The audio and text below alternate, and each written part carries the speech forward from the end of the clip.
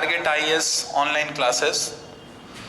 इसी की कड़ी में हम लोग अब आगे के वीडियो में अपन आज पढ़ेंगे पास्ट टेंस के बारे में, क्योंकि पीछे वाले वीडियो में हम लोगों ने कंप्लीट कर लिया है प्रेजेंट के जितने भी पार्ट होते हैं, प्रेजेंट इंडेफिनिट, कॉन्टिन्यूअस और परफेक्ट कॉन्टिन्यूअस। ठीक है, कुछ चीज़ें वहाँ पर मैंने बोली भी है आपको कि अपन क्या करेंगे, एक पर्टिकुलर एक सेपरेट वीडियो रखेंगे प्रेजेंट परफेक्ट कॉन्टिन्यूअस के लिए। और वो ऐसा इसलिए बोला था वहाँ पर ना कि जिससे क्या होगा ना कि आप उस वीडियो को जब देखोगे ना तो उसमें एक अलग सा ही जो आपका इंथुसियाज्म है ना वो वहाँ पे अराइज होता है, वहाँ पे that definitely will just be active जब उसको आप देखोगे वहाँ पे। तो ठीक है, तो इसके लिए थोड़ा सा हम आपको वीडियो बना के दे देंगे वहाँ पे थोड़ा सा। अभी जब हम लोग पास्ट कंप्लीट कर लेंगे ना उसके बाद उसका वीडियो आपको हम देंगे सेपरेट, क्योंकि पास्ट में भी आएगा पास्ट परफेक्ट कॉन्टिन्यूअस, तो दोनों को ही क्या करेंगे साइमल्टेनियसली उनको बनाएंगे वीडियो और दोनों का कॉन्सेप्ट आपको प्रॉपरली उसको अंडरस्टैंड कराएंगे। This is my promise to you all. Fine, तो ठीक है, अभी हम लोग आते हैं पास्ट टेंस में। तो ये पास्ट टेंस क्या होता है, कैसे यूज करना है, कहाँ पर इसको करना है, तो इसको आपको ही पता है। पास्ट टेंस है तो as present tense was further classified indefinite, continuous, perfect and perfect continuous, same past tense is also classified. Fine, so first will be past indefinite, past indefinite होगा। Fine, second होगा आपका continuous होगा, third होगा आपका past का perfect, fourth होगा past का perfect continuous। ठीक है, अब इसमें हम लोगों ने पढ़ा था प्रेजेंट टेंस में पढ़ लिया हमने, इंडेफिनिट पढ़ लिया, कॉन्टिन्यूस पढ़ लिया, परफेक्ट पढ़ लिया, परफेक्ट कॉन्टिन्यूस पढ़ लिया। अब हम लोग पढ़ रहे हैं किसका, पास्ट टेंस पढ़ रहे हैं। तो देखो पास्ट टेंस में बच्चों आप सभी को बस एक चीज ध्यान देना है वहाँ पे कि वहाँ पे हम लोग क्या करते थे, वहाँ पे या तो हम लोग वर्क के रूटीन को बताया हम लोगों ने कि रूटीन क्या है, कैसे आप काम करते हो और फिर आप काम कैसे कर रहे हो वहाँ पे। ठीक है, यानी जो सारी हुई चीजें हम लोग प्रेजेंट की क्लास में पढ़ी हम लोगों ने, तो वहाँ पे हम लोगों ने इसको किया क्या, एक्चुअली वहाँ पे हम लोगों ने बस इसको यही किया है कि सर काम अपन कैसे करते हैं और काम कैसे किया जा रहा है वहाँ पे और काम हो गया। ठीक है, इन सारी चीज़ों को हम लोगों ने वहाँ पे पढ़ा वहाँ पे। क्लियर। अब यहाँ पे indefinite, continuous, perfect, perfect continuous में यदि बहुत छोटी सी चीज़ मैं आपको बताऊँ वहाँ पे, तो इसमें भी क्या होगा, यानी कहने का मतलब ये कि आपका जो पूरा का पूरा ये होगा, जो चार के चारों ये सेक्शन है आपके ये, तो इन चार के चारों सेक्शन में क्या चीज आपको एक ही बताई जाएगी कि द वर्क हैज डन। क्या बोला जाएगा, द वर्क हैज डन, यानी काम क्या हुआ है, काम हो गया है। अब यहाँ पे यदि हम बोलें एग्जाम्पल के तौर पर, प्रेजेंट इंडेफिनिट का सेंटेंस आप ऐसे ही पढ़ते हो ना कि मैं यहाँ गया या आप वहाँ गए। ठीक है, ऐसी सारी चीजें होती हैं। और कॉन्टिन्यूस में क्या होता है, मैं जा रहा था। फाइन। परफेक्ट में क्या है कि मैं ये काम कर चुका था। फाइन। और परफेक्ट कॉन्टिन्यूस में वही सारी चीज टाइम के साथ आपको पास्ट की चीजों को बताना है वहां पे। यहाँ पर दो चीजें रहेंगी आपकी, जो ये वाला सेक्शन आएगा ये और ये, इसको हम लोग एक वीडियो में करेंगे, इसको हम लोग सेकेंड वीडियो में करेंगे। यानी पास्ट टेंस के भी हम लोग दो पार्ट बनाएंगे, पहले में कंप्लीट करेंगे इंडेफिनिट और कॉन्टिन्यूस और सेकेंड में करेंगे परफेक्ट एंड परफेक्ट कॉन्टिन्यूस। ठीक है, अब एक बात ध्यान देना आप वहां पर कि जो जो अपन टेंस कर रहे हैं ना वहां पे, तो उन टेंस को कंप्लीट करने के बाद ना हम किसी भी प्रकार की कोई भी क्वेरीज को फेस कर सकते हैं। At any how, at any cost we are ready to face the problem of the past tense after completing the class. Not only me, but also you also will be able to just tackle with the problem. I mean to say that obstacle will not come to you. मतलब कोई ऐसा चीज नहीं आएगा जो आपको वहां पे वो रोक देगा। ठीक है, चलिए वेरी गुड। अब हम लोग यहीं से स्टार्ट करेंगे, इंडेफिनिट क्या होता है, कॉन्टिन्यूस क्या होता है, इन दोनों को अपन करेंगे सेकेंड वीडियो में। ठीक है, तो यहाँ पे मैं आपको चीजें क्लियर कराते चलूंगा। ठीक है, बेसिक स्ट्रक्चर तो पता ही होगा आपको, आई मीन बेसिक सिंटैक्स आपको पता ही होगा कि सिंटैक्स में कैसे क्या करते हैं। आपको जो मोटी मोटी चीजें मैं आपको बता रहा हूँ, ठीक है, थोड़ा सा देखिएगा कि जो आपका जो सिंटेक्स होगा वो क्या होगा, सब्जेक्ट होएगा, हेल्पिंग वर्ब होएगा, and after that main verb and object. ठीक है, सेंटेंस आपका उसका सिंटेक्स यही होगा, टेंस कोई भी रहेगा, whether the tense can be present, past or future, and the subcategories of the present, past and future, but this syntax will be just available for all types of tenses that we study in our routine life or for our exams. Fine, clear? अब यहाँ पे जो हम लोग पढ़ रहे हैं, तो पहला पार्ट जो अपने वीडियो का है वो आप बताना कि पहला पार्ट हमने क्या बोला कि पहले पार्ट में लोग दो चीज कंप्लीट करेंगे। क्या क्या करेंगे, इंडेफिनिट करेंगे, और इंडेफिनिट के बाद क्या करेंगे, कॉन्टिन्यूअस करेंगे। तो आपको इसमें ध्यान देना है कि इंडेफिनिट जो होगा, पास्ट का जो इंडेफिनिट होगा, उसकी जो हेल्पिंग वर्ब होगी, वो हेल्पिंग वर्ब क्या होगी आपकी, पास्ट के इंडेफिनिट की हेल्पिंग वर्ब बनेगी आपकी डिड। क्या बनेगी, डिड बनेगी। और जो पास्ट का कॉन्टिन्यूअस होगा उसकी हेल्पिंग वर्ब बनेगी was ऑब्लिक वर, ये बनेगी आपकी। यहां पर दो लिखी हुई है, यहां पे एक लिखी हुई है, यहां पे है ना। आपको पता है कि सर हेल्पिंग वर्ब किसके अकॉर्डिंग लगती है, तो हेल्पिंग वर्ब यूज होती है सेंटेंस में according to the subject of the sentence. तो सब्जेक्ट सिंगुलर हो या प्लूरल हो, यदि आपके पास पास्ट का इंडेफिनिट टेंस है, so there only you are required to write the did in place of helping verb. Helping verb did का यूज करोगे आप पास्ट के इंडेफिनिट में, whether the subject is singular और प्लूरल। सब्जेक्ट सिंगुलर हो तो भी डिड का यूज करेंगे, सब्जेक्ट प्लूरल हो तो भी डिड का यूज करेंगे। But here story get changed a little, that यदि कॉन्टिन्यूअस का हमारा सेंटेंस होता है, पास्ट कॉन्टिन्यूअस का, तो वहां हम लोग क्या यूज करेंगे, वहां ये यूज होगा हमारा सिंगुलर के साथ, फाइन, और ये वर यूज होगा प्लूरल के साथ। ठीक है, ये सिंगुलर और ये प्लूरल के साथ यूज होगा। ठीक है, अब थोड़ा सा इसको आप इसका स्क्रीनशॉट ले लो, इसको अभी यहाँ पे अपन क्या करेंगे, इसको इरेज करेंगे, और right after that we just gain the concept of did, है ना। थोड़ा सा डिड का कॉन्सेप्ट हम लोग अभी उसको गेन करेंगे, क्या होता है डिड, कैसे क्या यूज करना है। तो पहला ही क्वेश्चन होता है अपने पास, why we do not use did in affirmative sentence of past indefinite। ठीक है, question arises that why we do not use did in affirmative sentence of past indefinite. क्योंकि यहां पे देखना, मैंने यहां पे लिखा आई रोट, यदि मैं इसका नेगेटिव बनाता हूं तो मैं लिखूंगा आई डिड नॉट। ठीक है, और इंट्रोगेटिव बनाऊंगा तो मैं लिख दूंगा यहां पे डिड आई राइट। ठीक है, आप पढ़ रहे हो उसको, वहां पर सबको पता भी है, आपको भी सर यहाँ पे नहीं करते, यहाँ पे कर देते हैं और यहाँ पे भी कर देते हैं, बट एक्चुअली है क्या, क्यों नहीं यूज करते इसमें, ये अपने को जानना जरूरी है वहां पर, ये अपने को जानना वहां पर जरूरी है। ठीक है, अब आप ये बताना, जो फर्स्ट फॉर्म होता है, जो वर्ब की फर्स्ट फॉर्म होती है, उसे हम लोग एक नाम से और जानते हैं, जिसे हम क्या कहते हैं, प्रेजेंट फॉर्म। क्या बोलते हैं, प्रेजेंट फॉर्म। ठीक है, क्या बोलते हैं इसे, प्रेजेंट फॉर्म बोलते हैं। और जो सेकेंड फॉर्म होती है, that actually called past form. क्या कहलाती है, पास्ट फॉर्म।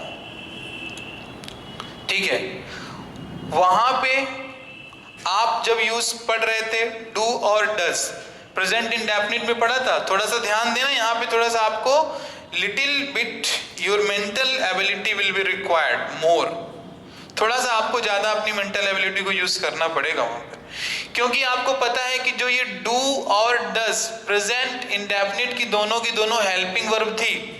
अब यदि कोई पूछे इनका सेकेंड फॉर्म क्या होता है, तो इनका सेकेंड फॉर्म बनता है आपका क्या, डिड बनता है। और आपको पता होना चाहिए कि सर सेकेंड फॉर्म में कोई सिंगुलर और कोई प्लूरल नहीं होता है, ठीक है, सेकेंड फॉर्म में सिंगुलर और प्लूरल नहीं होगा। डू डज का प्लूरल क्या बनेगा, डिड, ठीक। अब एक लाइन आप इसमें लिख लीजिएगा वहां पे जो मैं बोल रहा हूं, same type of helping verb, लिख लें इसको आप, same type of helping verb और main verb can not be used in a sentence without using conjunction. Hindi में कहें तो एक ही प्रकार की वर्ब का यूज एक सेंटेंस में आप बिना कंजंक्शन के नहीं कर सकते, ठीक है। इसी कारण अब आप ये बताना कि जो ये आई रोट लिखा हुआ है ये सेकेंड फॉर्म है कि नहीं, सेकेंड फॉर्म है, ठीक है। और डिड भी तो तुम्हारी एक सेकेंड फॉर्म ही है। अब डिड किसकी सेकेंड फॉर्म है, डिड सर सेकेंड फॉर्म है डू की। जब डू की सेकेंड फॉर्म है डिड, तो आप खुद सोचिए कि डिड भी सेकेंड फॉर्म और ये भी सेकेंड फॉर्म, तो दोनों सेकेंड फॉर्म तो अब लगाओगे नहीं। That's why we do not use did in affirmative sentence, instead in negative or interrogative sentences we use, fine। हम लोग इंट्रोगेटिव और निगेटिव सेंटेंस में did का यूज करते हैं, जबकि अफर्मेटिव सेंटेंस में अपन उसको यूज नहीं करते। क्यों नहीं करते, इसका आंसर मैंने आपको बता दिया, बोलो क्लियर कि नहीं, ठीक है, क्लियर हो गया होगा। चलो अब इसके जब एग्जांपल्स हम लोग करेंगे ना, तो वहां से बहुत सारी चीजें अपने को क्लियर होने वाली है वहां पे, ठीक। देखो बात वही है ना, कि मैं तो डायरेक्टली नहीं कहूंगा लेकिन इनडायरेक्टली तो उसको बोल ही दूंगा वहां पे, है ना। कुछ हम कहें कुछ आप कहो तभी बात बनती है वहां पे, है ना, कि बिना उसके सोचो कि बात बन जाए। So it is not possible. The teacher is speaking a lot but बच्चा is sitting just being silent.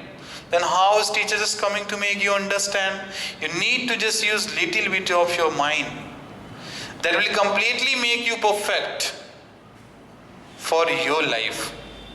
ठीक है, अदरवाइज जिंदगी यदि नहीं बोलते हैं बस वही कि सर एक ही नाव में चलती रहे, तो सर क्या मतलब है, चलाओ, हाँ चलाते रहो, उसमें कोई दिक्कत नहीं है, ऑब्वियस चलाओ आप, कोई इशू नहीं है वहां पर, है ना। हमारी तरफ से क्या, हम भी उस नाव में आके सवार हो जाएंगे आपके साथ, बोलेंगे चलो जहां चलना है वहां पर। लेकिन नहीं, ध्यान देना कि जिंदगी भले किसी की दी हुई है लेकिन पहचान अपनी होनी चाहिए। समझते सभी हो लेकिन मानते नहीं हो, सबसे बड़ी कमी है, समझ सब रहे हो लेकिन मानते नहीं हो। माय डियर स्टूडेंट्स, बस कुछ ही टाइम केवल आप मेरे साथ स्पेंड करके देखो। I just make promise with you that really or literally you will not be just required a single class of English, not over to the YouTube but also in the offline classes. This is my just promise with you.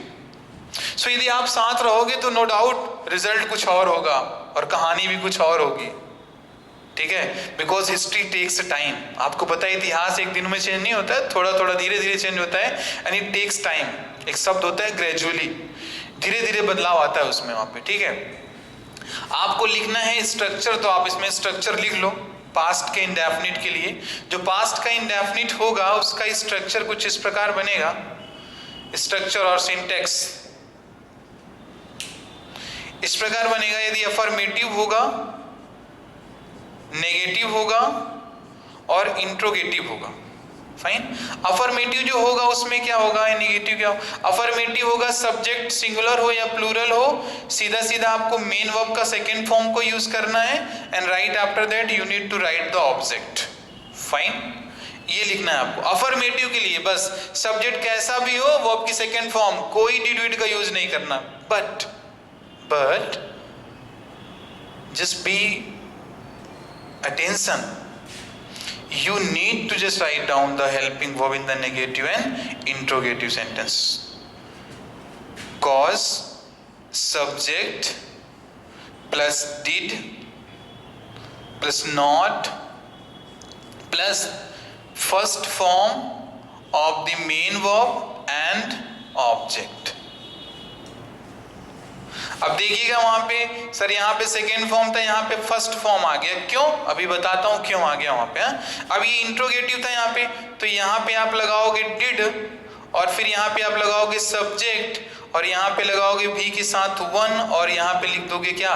Object. ठीक है, अभी आपको थोड़ा सा कुछ दिक्कतें हो रही होंगी यहाँ पे मैंने लिखा सेकेंड फॉर्म और यहाँ पे कॉमन फर्स्ट फॉर्म, यहाँ पर भी कॉमन फर्स्ट फॉर्म। बताओ क्यों हो गया ऐसा वहां पर? Sir answer is very clear sir, due to this. इस डिड के कारण सर हो गया, क्योंकि डिड क्या कहता है कि देखो ऐसा है कि मेरे बाद जो भी आएगा वो फर्स्ट फॉर्म में ही आएगा। डिड कॉम्प्रोमाइज नहीं कर सकता, बोलता है कि नहीं मैं 2 नंबर में हूं, यानी मैं सेकंड फॉर्म में हूं, तो मेरे बाद आने वाली कोई भी वर्ब सेकंड फॉर्म में नहीं आएगी। That's why we just write here first form of the main verb. Here also did is used in a sentence, then what we just write? We just write here first form of the main verb. But here we could not use the did, that's why we have written second form of the main verb. That must be clear you to all. ठीक है, इसको इतना screenshot ले लो, हम लोग इसमें अब आगे आते हैं। ठीक है, सेंटेंस कुछ के हम लोग प्रैक्टिस कर लेते हैं। फाइन, अब इसकी सेंटेंस की प्रैक्टिस कर लेते हैं। आ जाइए देख लेते हैं, सेंटेंस को भी कर लेते हैं hand to hand and cut to cut. Ready हो? ठीक, चलो। अरे भैया वो हैंड टू हैंड नहीं करना है, फिजिकली नहीं बोल रहे हैं आपको वहां पर हम कि रेडी हो जाओ, हाथ वाथ ऐसे करके सर आप चलो चलो सर अब हैंड टू हैंड नहीं कर लेते। नहीं, hand to hand means what? Just use your pen and just use your mental and just come in the field of education. Fine. तो देखिए अभी एग्जाम्पल मैं लिख रहा हूं यहाँ पे, थोड़ा सा ध्यान देना आप। यदि मैंने यहाँ पे लिख दिया कि Sita watched a movie, Sita watched a movie, ये आपका पास्ट इंडेफिनिट का कौन सा हो गया? बस आपको ये देखना है कि सर कोई हेल्पिंग वर्ब नहीं लगा हुआ है, यहाँ पे मेन वर्ब का सेकेंड फॉर्म लगा हुआ है, तो आपको क्या करना है? By just closing your eyes, यानी आंख मूंदते हुए आपको क्या कह देना है कि सर ये जो है ना ये आपका पास्ट का इंडेफिनिट होगा। ठीक है, अब यही सेंटेंस को यदि कोई बोले नेगेटिव में चेंज करना है, so you are suppose to write as Sita. अब यहां पे लग जाएगा डिड, जब ये डिड लग जाएगा तो ये वाला ईडी यहां से हो जाएगा खत्म और बचेगा क्या? केवल वॉच बचेगा। यहां पे लिख दोगे आप वॉच क्या? A movie. Sita did not watch a movie. ठीक है, ये आपका हो जाएगा वहां पर। अब देखो यहाँ पे लिखा था वॉच्ड और यहाँ पे आ गया वॉच, तो आप जो मैंने आपको सिंटेक्स बताया उसमें आप कंपेयर कर लो। यहाँ पे मैंने सेकेंड फॉर्म बताई थी किसमें? अफर्मेटिव सेंटेंस में। पास्ट इंडेफिनिट के अफर्मेटिव सेंटेंस में सेकेंड फॉर्म यूज होती है मेन वर्ब की, लेकिन यहाँ पर मैंने क्या बताया आपको? यहाँ पर देखो मेन वर्ब की फर्स्ट फॉर्म है। क्यों फर्स्ट फॉर्म है? क्योंकि सर यहाँ पे हमने डिड का यूज किया। फाइन, इंट्रोगेटिव कैसे बनाओगे इसका इंट्रोगेटिव आप बनाओगे, इसका इंट्रोगेटिव बन जाएगा did Sita watch a movie. ठीक है, वो बना लोगे बस, उसमें कुछ इतना बहुत बड़ा एक इशू नहीं है जो आप उसको ना बना पाओ वहां पर। फाइन, तो ये हुए आपके वहां पर। अब इसमें क्या है, इसको आप इतना कर लेना, इसका स्क्रीनशॉट लो और आफ्टर दैट मैं आपको क्वेश्चन दूंगा और that question answer I want from your side, because teacher और faculty will not tell you the answer until you will tell. जब तक कि आप नहीं बताओगे तब तक आपको शिक्षक यानी टीचर फैकल्टी आपको आंसर उसका नहीं बताएगा। बताना कि यहाँ पे मैंने लिखा मैं खाना खा चुका,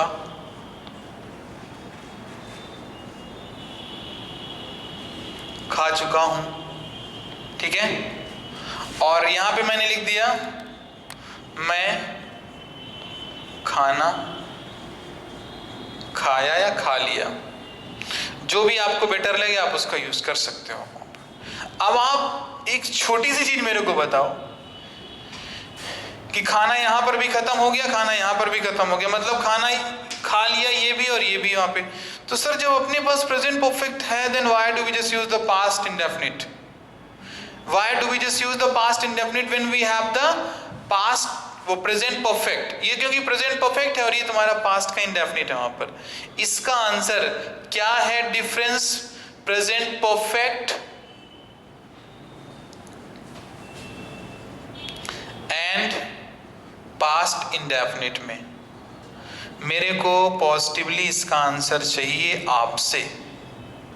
आप इसका आंसर मेरे को राइट करना कमेंट पे, fine, and I will be just answering to your question, fine, clear? Present perfect और पास्ट इंडेफिनिट में क्या डिफरेंस है, आपको इसका आंसर राइट करना है इन द कमेंट बॉक्स, फाइन। ये एग्जांपल्स मैंने आपको बता दिए हैं। एक छोटा सा रूल लिख लेना आप उसको, जो आपको लाइफ लॉन्ग वर्क करेगा। लिख लें इसको, आप नोट लगा के लिख लीजिए। नहीं, यदि मैं रूल लिखा दूंगा ना तो इसका आंसर आपको पता हो जाएगा। So I will answer to this question in the comment box, ठीक है? मैं इस क्वेश्चन का आंसर करूंगा after your answer in the comment box, and you are also suppose to write the difference between present perfect and the past indefinite in comment box, fine, ठीक है, very good. तो अभी बहुत ही confidently और बहुत ही frankly आप इसको positively understand करना। कुछ भी नहीं डरना है, पास्ट इंडेफिनिट मतलब कुछ नहीं, बच्चा कॉन्सेप्ट, सीधे सीधे कह दिया वहां पर। माना कि किसी के लिए होता होगा बहुत टफ, और टफ उसी के लिए होता है, ध्यान दे लेना, जो लड़का और जो स्टूडेंट ना, जो लड़का है जो लड़की, उसको क्या करता है ना, उसको थोड़ा सा उसके साथ छल करता है। नहीं, छल मतलब समझते हो अपना वहां पर क्या, इग्नोर करता है। Suppose for example, if someone is ignoring to you in your life, then what is your reaction towards that particular person? Definitely you will not be just liking to him or her. Same here is also. आपकी बुरी आदत पता है क्या है ना, कि आप इंग्लिश को क्या करते हो, आप उसको इग्नोर करते हो। क्योंकि सर जब एग्जाम आएगा तो पढ़ लेंगे सर, बनना तो है ही नहीं है, तो इतना माथा पच्ची क्यों करें? We study a lot mathematics and other subjects, fine. लेकिन नहीं, ऐसा नहीं, यदि कॉम्पिटिटिव वगैरह में आएगा then you are just suppose to study all this subject, because every subject holds equal marks, fine. चलो, वेरी गुड। अब हम लोग स्टार्ट करेंगे पास्ट कॉन्टिन्यूस। क्या स्टार्ट करेंगे? Past continuous. थोड़ा सा मैंने इसका इंट्रोडक्शन तो दे ही दिया था। That means you all are familiar with the past continuous. हाँ, you all are the familiar with the past continuous और not? Definitely you will be, और you are. So past continuous में क्या करना है आपको, बस एक छोटी सी चीज आपको याद रखनी है कि सर वॉज और वर का यूज कहां पर और कैसे करेंगे, ठीक है?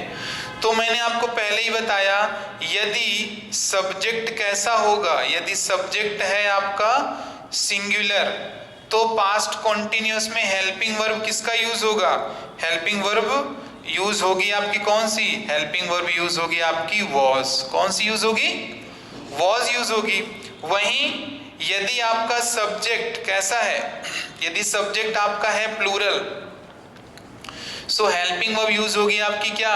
वर, जिसको आप लोग वेयर तो नहीं बोलते हो कोई?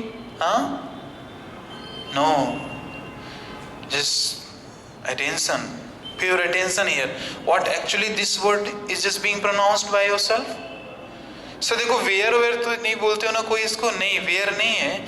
और जो कोई भी बोलता हो, यदि बाकी most of the student call this verb that sir this is a verb, literally it is pronounce as a verb, not where, ठीक है? So this is not where, this is a verb actually. तो plural subject होगा तो किसका use करोगे आप? Plural subject के साथ वर लगेगा और सिंगुलर सब्जेक्ट के साथ वॉज लगेगा।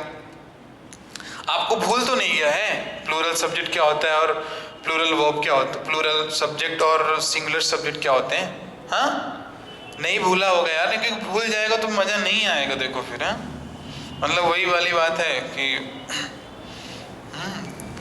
कि कहो तो बोल दें, हाँ, लेकिन नहीं कहेंगे क्योंकि नहीं बोलते हैं, ऐसा प्लेटफॉर्म है यहाँ पर। हाँ देखो, ऐसा है कि यदि टीचर तुमको पढ़ा रहा हूँ अपन ना, तो ध्यान देना, साथ देना, नहीं तो फिर वही बात है कि यदि है ना, साथ नहीं दिए तो फिर क्या, मतलब हम डूबे चाहे ना डूबे, लेकिन है ना उसको थोड़ा ड्रॉबैक आएगा। ठीक, चलिए वेरी गुड। तो हम लोग क्या डिस्कस कर रहे थे, पास्ट कॉन्टिन्यूस को हम लोग डिस्कस कर रहे थे वहां पे, है ना। तो इसका बेसिक सा स्ट्रक्चर है, बस यही रहेगा, सब्जेक्ट रहेगा, हेल्पिंग वर्ब रहेगा, मेन वर्ब रहता है, और फिर क्या रहता है आपका ऑब्जेक्ट रहता है। मैं इतना चेंज बीच बीच में क्यों कर रहा हूँ, क्योंकि आपको याद होना चाहिए कि सेंटेंस का एक बेसिक स्ट्रक्चर और बेसिक सेंटेंस का जो सिंटेक्स होता है यही होता है, एक सब्जेक्ट होता है, हेल्पिंग वर्ब होता है, मेन वर्ब होता है, और क्या होता है, ऑब्जेक्ट होता है। किसके लिए, अफर्मेटिव के लिए तुम्हारा ये सेंस चलेगा। वहीं पर यदि नेगेटिव रहेगा तो क्या रहेगा, नेगेटिव रहेगा तो सब्जेक्ट होएगा, हेल्पिंग वर्ब होएगा, एंड देन नॉट लगेगा, फिर मेन वर्ब लगेगा और ऑब्जेक्ट लगेगा।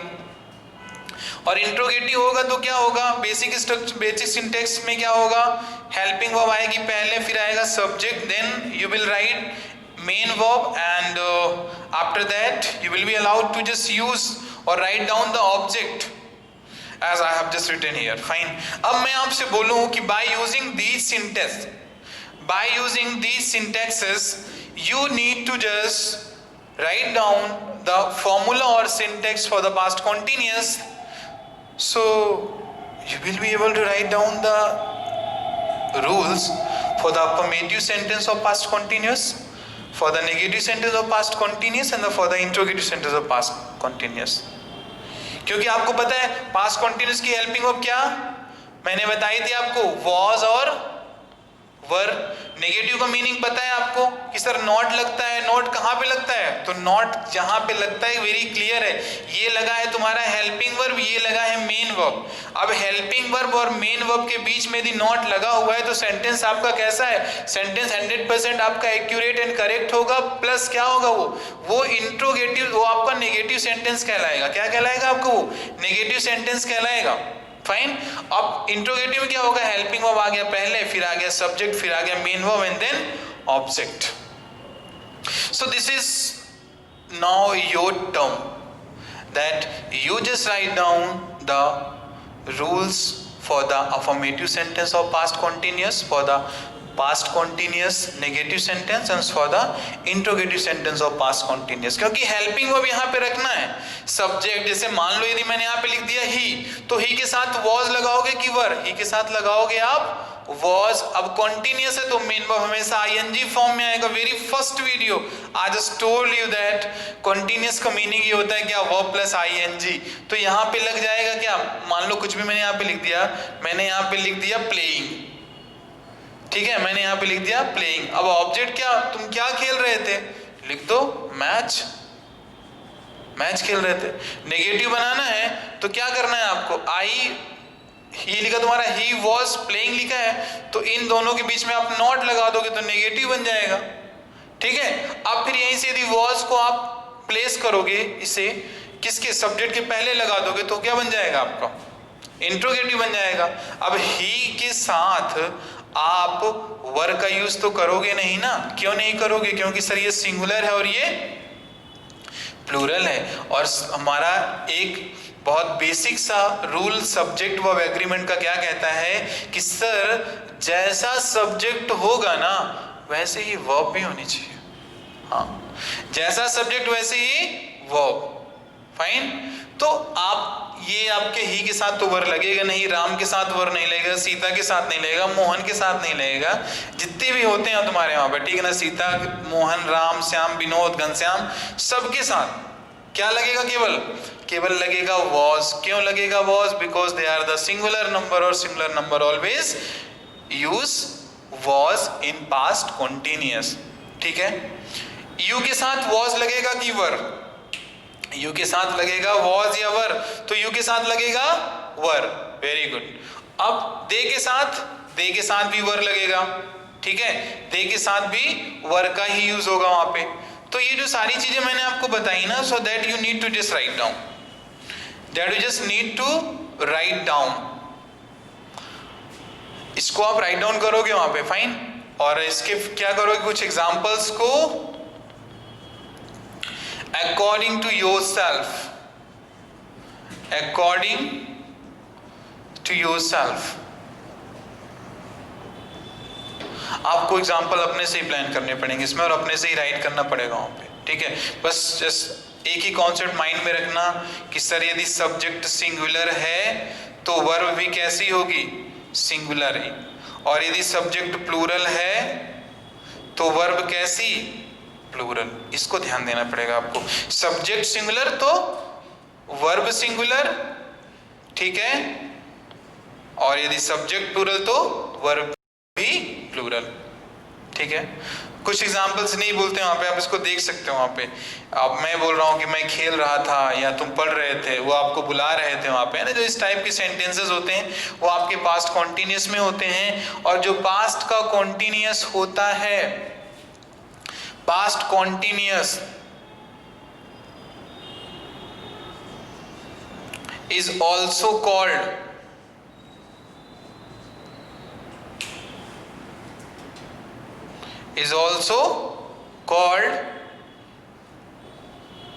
past incompleted। देख लेना, आपका खुद ही डेस्टिनी बोल देगा कि सर आप सही बोल रहे हो। वहां पे कहो तो मैं आपको रियलाइज करा दूं, कहिए तो रियलाइज करा दें आपको वहां पे कि क्यों पास्ट कॉन्टिन्यूअस कहा जाता है पास्ट इनकम्प्लीटेड। ध्यान देना कि आप इसमें ये तो बताते हो कि सर हम इस काम की शुरुआत कर दिए थे, लेकिन ये नहीं बताते सर आप ये काम पूरा कर पाए थे कि नहीं कर पाए थे। जैसे मैंने बोला कि तुम स्कूल जा रहे थे, जस्ट थिंक दिस क्वेश्चन, तुम स्कूल जा रहे थे, तो अब मेरे को बताओ कि घर से तुम जब निकले तो हमने तो तुमको देखा नहीं, ना ही हमने तुमको स्कूल में देखा, तो ये सेंटेंस मैं कहाँ बोलूंगा, ये मैं सेंटेंस तुम्हारे घर से और स्कूल के बीच में बोलूंगा, क्योंकि मैं जब तुमको देखा था उस समय तुम स्कूल जा रहे थे। इट मीन्स दैट सब्जेक्ट जो है ना वो अपनी डेस्टिनेशन तक नहीं पहुंचा है, ठीक है। सब्जेक्ट अपनी डेस्टिनेशन तक नहीं पहुंचा हुआ है वहां पे, तो इसको हम लोग इस कारण से क्या बोलते हैं, पास्ट इनकम्प्लीटेड टेंस भी इसे हम लोग बोलते हैं। फाइन, चलो कुछ एग्जाम्पल लिखा दें वहां पे, नहीं तुम सोचोगे सर ना सर हो पाएगा हमसे वहां पे, कि बोल दोगे अभी कि सर ना हो पाएगा हमसे, नहीं हो पाएगा तो ठीक है, चलो कुछ मैं लिखा देता हूं वहां पे। जैसे यहाँ मैंने लिख दिया यहाँ पे, he was completing his work.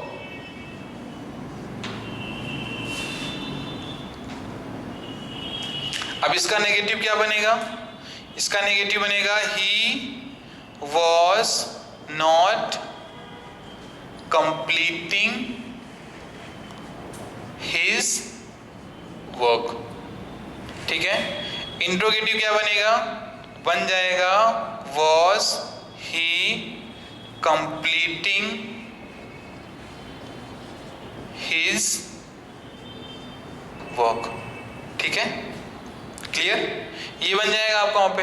अब इसी में क्या करना है, बस थोड़ा सा चेंज करना है। जैसे ये तो आपका हो गया सिंगुलर के लिए, अब यदि अपने को प्लूरल करना है तो बाकी सब चीज आप उसको ऐसे ही लिख रहे हो एज इट इज। मैंने यदि यहाँ पे लिख दिया यू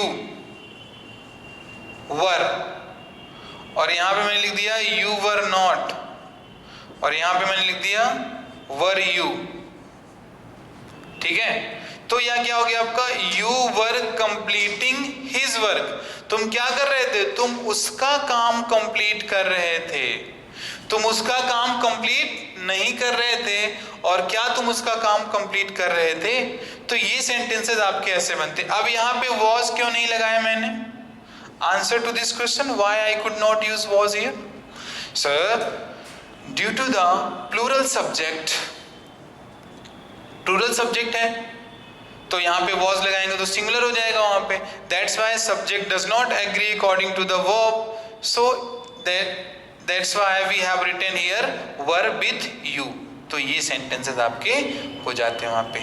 ये कुछ आपके होते हैं प्रेजेंट कॉन्टिन्यूअस। ध्यान देना कि अभी मैं रूल्स नहीं करा रहा हूं आपको, क्योंकि रूल्स हम कंप्लीट करेंगे कौन सी क्लास में, सब्जेक्ट वर्ब अग्रीमेंट की क्लास में हम लोग रूल को कंप्लीट करेंगे।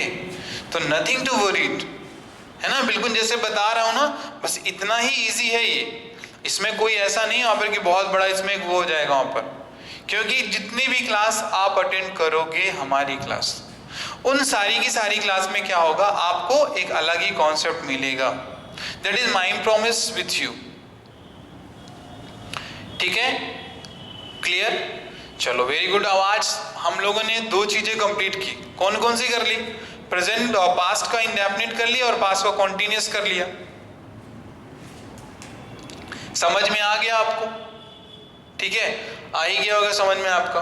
ठीक है, अब आप लोग क्या करना, नेक्स्ट क्लास के लिए you will be prepare and study a little about the past perfect, क्योंकि बहुत ही अलग सी नाव है इसकी, ध्यान दे लेना। यानी तैरना भी आपको आता है तो भी आप डूब जाओगे यहां, क्योंकि इसमें केवल 2 चीजें आएंगी आपकी। एक आएगा आपका आफ्टर और दूसरा आएगा बिफोर, है ना? क्या जानते हो इसका मतलब? यही जानते हो ना कि आफ्टर यानी बाद में और बिफोर मतलब पहले। तो ध्यान दे लेना कि इसके भी क्या है ना, आफ्टर मतलब बाद में, बिफोर मतलब पहले। बताऊंगा, I will be realise to you कि that this meaning of the after and this meaning of the before, how actually they are being spoken, कैसे अपन इसको बोलते हैं वहां पर। लिटरली आप देखें वहां पर तो इसका कोई कहने का औचित्य नहीं होता है वहां पर, क्योंकि बाद में जहां लगाओगे वहां पर आपको 2 वर्ब का यूज करना पड़ता है, यानी देयर विल बी 2 वर्ब्स। और पहले भी लगाओगे तो आपको 2 क्रियाओं का यूज करना पड़ता है, और जब 2 क्रियाओं का यूज करते हो आप ना, तो आपको आफ्टर बिफोर का यूज करना होता है। और आफ्टर बिफोर का जब आप यूज करते हो तो हम लोग क्या करते हैं, पहले और बाद में बताने के लिए, मतलब सर पहले कौन सा काम हुआ और सर बाद में कौन सा काम हुआ ना, उसी को अपन क्लैरिफाई करने के लिए ना अपन इसको यूज करते हैं। तो जो अपनी टंग में आ गया ना, तो धीरे धीरे हम लोगों ने क्या किया, इसको अपनी प्रैक्टिस में ले लिया। और that practice what actually give us the result, that completely give us the result that after का मीनिंग होता है बाद में एंड बिफोर का मीनिंग होता है पहले। ठीक है, सो होप सो दैट आज आप लोगों ने इसको एंजॉय किया होगा। And this my best wishes with you all, that you just study a lot and nothing to worry about for anything in English, that whatever any type of problem that you have, you can just ask me very easily. You do not have to be just worried, fine? And you just remember one thing, that you are here and you have to reach here, fine? तो अभी आप क्या करना कि इसी level तक के question को आप अटेम्प्ट करना, फाइन? यहाँ के लेवल के लिए मैं आपको मेंटेन करूंगा ना, टेंशन वाली कोई बात ही नहीं है वहाँ पे। So thank you class and have a cheerful day and enjoy your life and study a lot. Please don't forget, जो भी मैंने बोला है ना उसको आपने करना है वहाँ पे। ठीक है, थैंक यू क्लास।